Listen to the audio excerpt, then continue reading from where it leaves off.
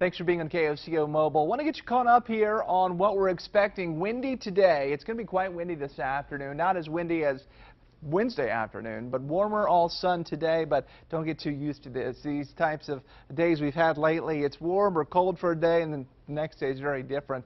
That's going to continue all week.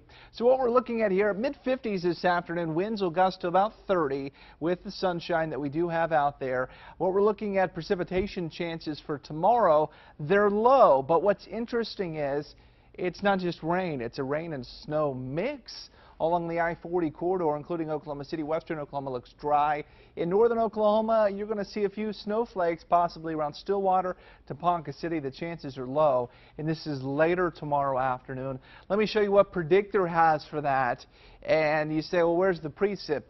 Very, very light, embedded in this cloud deck. This is a cold front that tomorrow morning it's going to be in the 40s, but by afternoon temperatures fall into the 30s with winds at 35 to 40 miles per hour. That is Wednesday afternoon. So when we talk about the wind of today, it is kind of low compared to tomorrow. 57 degrees today, warmer as well. 49 tomorrow, and then cold on Thursday, high of only 38.